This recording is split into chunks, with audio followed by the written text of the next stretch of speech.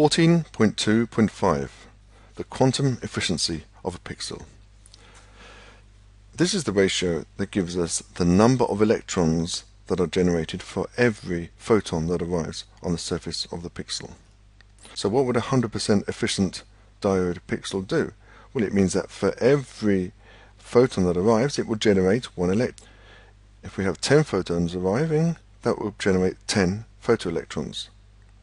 That would be 100% efficient. A 50% efficient would be for every 10 photons that arrive, only 5 electrons would be generated. CCDs are not this efficient, but they can be close to 90% or so. So the quantum efficiency is the ratio between the number of electrons that are generated, or photoelectrons, divided by the number of photons. A typical digital camera is 30 to 40% efficient. Professional cameras are 90% or so. Magnification. When you go on your summer holiday to France, you might see this famous building, which is in Paris, I believe. What happens, you take a photo of the Eiffel Tower, the image goes onto the digital camera, onto the CCD, and it's stored on the camera. But the image is much smaller than the object, and this is what magnification is. So the light goes through, forms an image on the back of the camera, which is an inverted image. Then we have to find out what the magnification is, basically the ratio between these two lengths, not areas but lengths. So it's the length of this image, which is here, divided by the length of the object. The length of the image is 3.24 centimeters, so it's going to be 3.24 centimeters divided by 324 meters. So 0.0324 divided by 324, very convenient numbers, I think. So it's basically 1 divided by 10,000, or in other words 0.0001. There are no units because you're dividing length by length. So all digital cameras that we use have magnifications similar to this, where the magnification is much, much smaller, basically because the digital camera makes sure that the image is much smaller than the object. So define magnification. You need to know that it's the ratio of the length of the image on the CCD to the length of the object. We use lenses to focus them.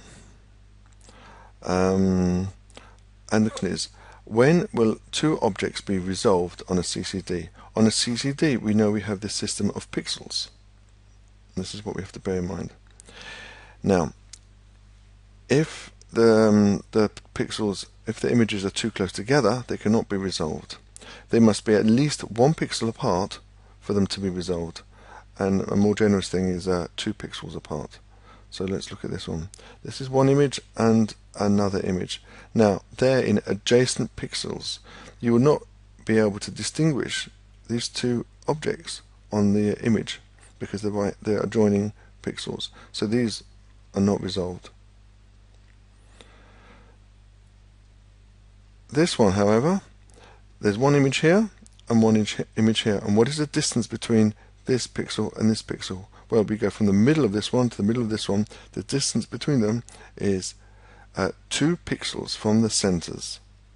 Okay, so I'd say they can be resolved just. Anything less than that, and they'll not be resolved.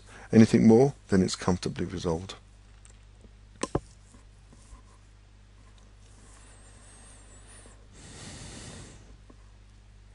Here's a problem for you to do. A satellite system takes an image of the surface of the Earth, 100 kilometers squared, which is recorded by CCD of area 25 centimeters squared. Find the magnification system. You have to convert this to a linear quantity, not area. It's to do with the lengths or the heights, not to do with the area. So you must convert this to a length and this to a length, then find that ratio. Then you could try to figure out what is the separation of the pixels on the CCD. If the system is able to resolve 10 meters of the object, how far apart will the two objects be on the CCD? Because it can be resolved. and then you can find the number of pixels on the CCD. This is the kind of problem that you get.